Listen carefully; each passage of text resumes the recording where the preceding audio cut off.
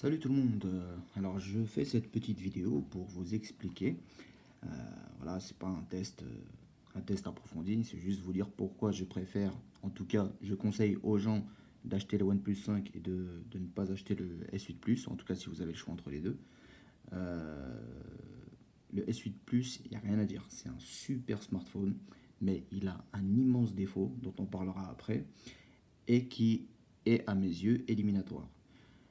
Donc là, parlons du prix. Donc là, le OnePlus 5 se trouve à 500 euros pour la version 6 Go et 64 Go de RAM. Donc vous n'aurez pas la possibilité d'ajouter une carte mémoire. Moi, ça me suffit largement 64 Go, sachant que je stocke mes données sur le cloud. Mais si vraiment vous voulez plus de stockage, prenez la 128 Go qui est à 559. Euh, Par contre, si vous prenez la version 128 Go pour les 8 Go de RAM, je vous dis tout de suite, c'est inutile. Les 8 Go, ils n'apportent rien. Les 6 Go qu'il y a déjà là-dedans suffisent amplement. Et en termes de perf et en termes de multitâche, il n'y a aucune différence entre la 6 Go, la version 6 Go et la version 8 Go. Donc on a dit 500 euros, prix de départ. Le Galaxy S8 Plus, bah, il est beaucoup plus cher. Valeur neuve, c'est 909 euros. Mais bon, on le trouve moins cher maintenant, autour des 700 euros. Ça fait quand même une sacrée somme. Là, il y a potentiellement 200 euros de différence en valeur neuve, sachant qu'on peut les trouver respectivement moins chers, on va dire voilà, celui-là on va le trouver autour des 400 euros, peut-être 400-450 euros dans le marché de l'occasion. Et le S8 Plus, il va se négocier entre 600-650 à peu près. Voilà. Pour les performances, globalement, les deux sont euh, franchement au top, il n'y a rien à dire. Surtout que le S8 Plus a reçu une mise à jour il n'y a pas très longtemps. Du coup, le système est encore plus fluide qu'avant. Avant, il y avait quelques ralentissements, c'était pas rédhibitoire, mais bon, de temps en temps, c'était voilà, payer 900 euros et pour avoir des quelques micro-lags ça et là, voilà, c'est un peu embêtant, quoi. Quand on paye un tel prix, on veut un produit au top, et surtout en termes d'optimisation. Côté OnePlus 5, il n'y a absolument rien à dire. Euh, c'est un missile sol-air, sol-sol, tout ce que vous voulez. C'est une fusée. Pas un seul moment il va ralentir. C'est tout ce que vous allez faire, il le fait immédiatement. Il obéit au doigt et à l'œil. Enfin, à l'œil, c'est plutôt le S8 Plus, mais il obéit parfaitement. Pas de ralentissement, il souffre pas de throwing. Voilà, il n'y a pas de perte de performance, etc. Au niveau de la fluidité, le OnePlus 5, franchement, à l'heure actuelle, hein, donc là on est le 11 septembre, il n'y a pas mieux pour l'instant. Après, au niveau de l'écran, le S8 Plus a un bien meilleur écran, bien entendu, que le OnePlus 5.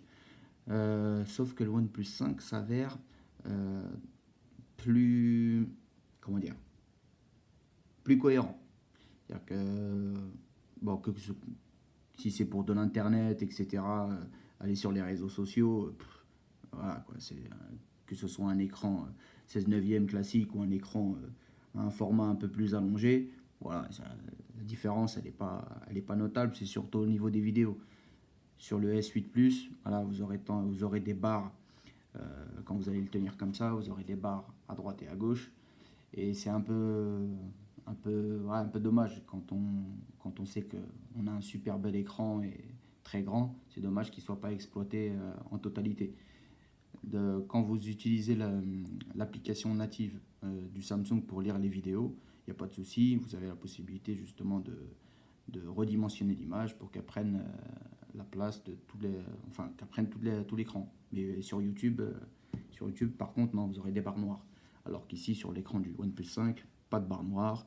Euh, voilà, c'est format classique.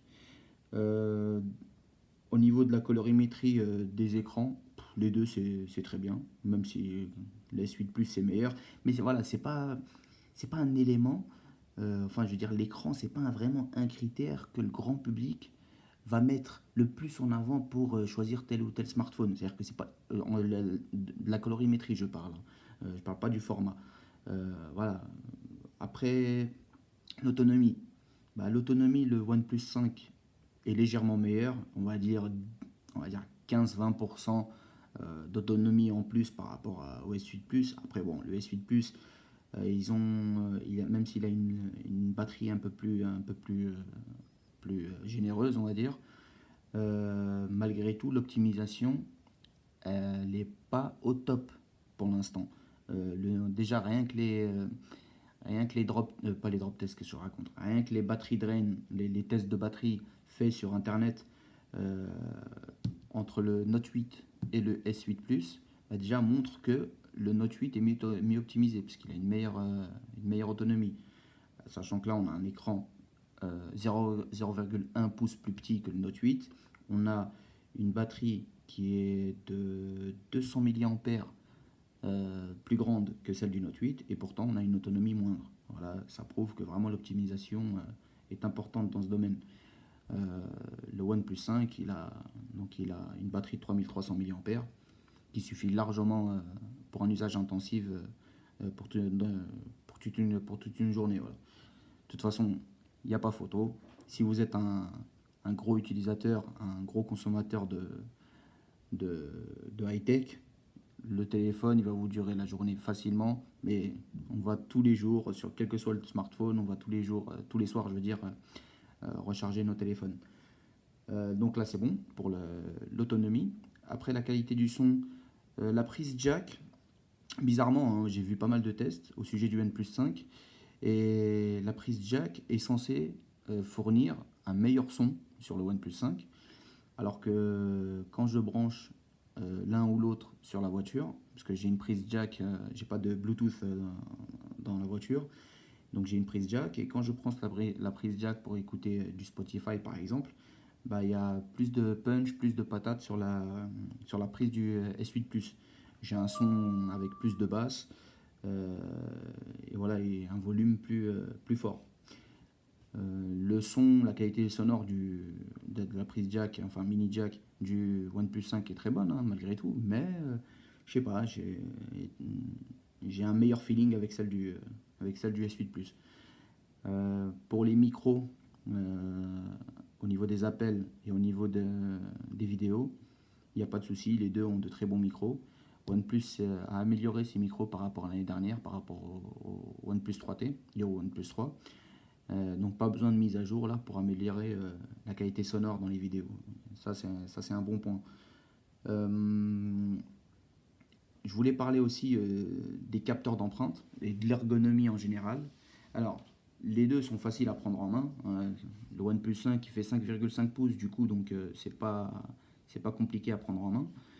Et le S8 Plus, étant vu il est plus en longueur, du coup ça reste facile à prendre en charge. Prendre en charge, qu'est-ce que je raconte? À prendre en main. Par contre, le gros point noir, et franchement les ingénieurs de Samsung, je sais pas qu'est-ce qu'ils ont fumé avant de concevoir le S8, et je comprends même pas que la direction ait pu valider une telle position de capteur. C'est complètement dément. C'est-à-dire que moi je suis un kidam, voilà, je suis un simple passionné d'high-tech, mais jamais de la vie j'aurais accepté que le capteur soit placé là. C'est ahurissant. Et en plus, il est super mal, donc il est mal positionné, il est très difficile d'y accéder. Euh, quand on appuie dessus, voilà, parfois ça rate, parfois ça marche, etc. Là, c'est parce que je suis vraiment concentré dessus pour bien mettre mon doigt. Sinon, j'ai des ratés et tout. En plus, si vous voulez compenser pour pas galérer à trouver le capteur d'empreinte, vous allez essayer d'utiliser le capteur d'iris ou le capteur facial. Et là, le problème c'est que le capteur d'iris, il faut bien se mettre en face à une certaine distance, il ne faut pas qu'il y ait trop de lumière. Voilà, c'est trop de restrictions qui font que ce n'est pas une utilisation intuitive et confortable. Et c'est vraiment à cause de ça que je ne conseille pas le S8 Plus. C'est un super smartphone, mais on a perdu notre bouton physique du S7 Edge en façade, qui en plus permettait en double cliquant dessus d'accéder à l'appareil photo rapidement. Bon, ici, vous allez me dire, on chipote un peu, mais je peux appuyer deux fois sur le bouton Power, et là, j'accède à l'appareil photo. Hop. Mais avant, c'était beaucoup plus intuitif, ça tombait directement sous le pouce. Ici, par contre, je l'ai. Et là, donc là, vous allez voir déjà que quand je déverrouille, ça déverrouille à la vitesse de la lumière. C'est tout simplement incroyable. J'ai l'impression que dès que je pose mon doigt, voilà, c'est immédiat. Voilà. Et ici, il est en façade, il n'y a pas de risque de rater. Même si j'appuie voilà, légèrement sur le bord, ça déverrouille. Alors que si, voilà, vous voyez, je fais exprès de mettre mes doigts bizarrement. Voilà, là, ça n'a pas passé. Voilà. Mais sinon, normal. Alors que l'autre, il suffit que, sur le S8 Plus, il suffit que je décale mon doigt légèrement du capteur d'empreinte pour que ça passe mal, par exemple. Au-delà du fait qu'on galère pour le trouver. Donc comme je disais, le bouton façade qui a disparu, le bouton physique qui a disparu, qui était sur le S7 Edge, servait notamment à double taper par exemple. Et là on accédait directement à l'appareil photo. Voilà. C'est dommage qu'on ait perdu cette possibilité, cet accès rapide à l'appareil photo. Sur le chose qu'il n'y a pas sur le S8 Plus. Bon là je ne l'ai pas configuré encore, mais vous pouvez dessiner un rond par exemple pour accéder directement à la caméra, un V pour allumer le flash, etc., etc. Et au sujet du Always On Display, donc le fait qu'il y ait toujours quelques informations qui soient affichées à l'écran, même éteint, enfin même l'écran éteint je veux dire, c'est pas mal, mais voilà, c'est pas quelque chose d'indispensable. Moi personnellement, voilà, je m'en fiche un peu. L'appareil photo maintenant. Alors les deux ont de très bons appareils photo. Voilà, c'est pas vraiment c'est pas l'élément qui va faire que vous allez plus choisir l'un ou l'autre, sauf si vous goûtez au téléobjectif. Alors le téléobjectif, ça nous permet d'avoir un zoom 2x. En fait, c'est un zoom 1,6x plus un petit, une petite astuce numérique. Ça nous permet d'avoir un zoom 2x. Et j'ai pu tester. Par exemple, je suis sorti avec les enfants, on est parti à l'aéroport, on prenait des photos d'avion. Là, l'avantage, c'est qu'on avait des photos plus immersives, le sujet était beaucoup plus proche. Et c'est vachement utile de pouvoir jongler entre deux prises de vue comme ça. Et vous allez me dire, hop là, on va répondre plus tard. Donc, il y a le Note 8 qui va sortir et qui va nous proposer justement les deux capteurs, sachant que Samsung a mis la barre encore plus haute que OnePlus, et j'ai vu les tests et le résultat est encore meilleur. Mais là, on parle bien du S8 Plus. Le S8 Plus ne l'a pas. C'est pas indispensable, mais quand on y écoute, sincèrement, on peut plus s'en passer. Voilà. C'est une création de besoin, mais c'est pas un besoin. Donc les performances des appareils photo sont très bonnes. En basse luminosité, le S8 Plus aura tendance à légèrement surexposer la scène, là où le OnePlus 5 va être un peu plus fidèle en termes de luminosité. Par contre, il sera moins fidèle en termes de couleur. Voilà. Sinon, en luminosité normale, franchement, c'est du kiff-kiff Borico, même si le S8 Plus est légèrement meilleur. En vidéo, la stabilisation est vraiment pas mal sur le OnePlus 5. Surtout que le téléobjectif, par exemple, lui n'est pas stabilisé. Et avec un zoom en plus, ça augmente l'effet de tremblement. Bah là, avec la stabilisation numérique, ça permet de compenser. Et franchement, ça fait du très bon boulot. Pour les vidéos, pour la prise de vidéo, le S8 Plus est au-dessus. Concrètement, il est au-dessus. Il y a plus de modes, plus de résolution qu'on peut utiliser, etc. Mais franchement, comme je vous ai dit, moi, à l'heure actuelle, je vais garder mon OnePlus 5 et je vais vendre le S8 Plus. Donc Samsung, si j'ai un message à vous adresser, arrêtez de faire n'importe quoi, mettez l'orgueil de côté. Voilà. Le capteur d'empreinte, c'est ici qui se place. C'est pas là, ni en haut, ni je ne sais où. C'est ici qui se place. À la limite, sur comment dire, sur la tranche, comme Sony. Mais là, franchement, là, c'est du grand n'importe quoi. Et en plus, vous avez réitéré cette erreur, cette énorme erreur avec le Note 8. Donc, je comprends que vous n'ayez pas pu intégrer le capteur sous l'écran. Mais voilà, à vouloir ne pas faire comme les autres, vous avez fait n'importe quoi. Donc, à cause de ça, et à cause voilà, de tous les gadgets que vous avez dû rajouter en façade pour compenser ce choix bizarroïde, et bah du coup, moi je préfère rester sur un smartphone qui est tout aussi puissant, qui est encore plus fluide dans la vie de tous les jours, qui va m'apporter plus ou moins les mêmes choses, même si celui-là n'est pas, même si le OnePlus 5 n'est pas étanche. Mais aussi, voilà, je fais une sacrée économie de prix. Là, vous nous balancez des téléphones à 1000 balles comme le Note 8.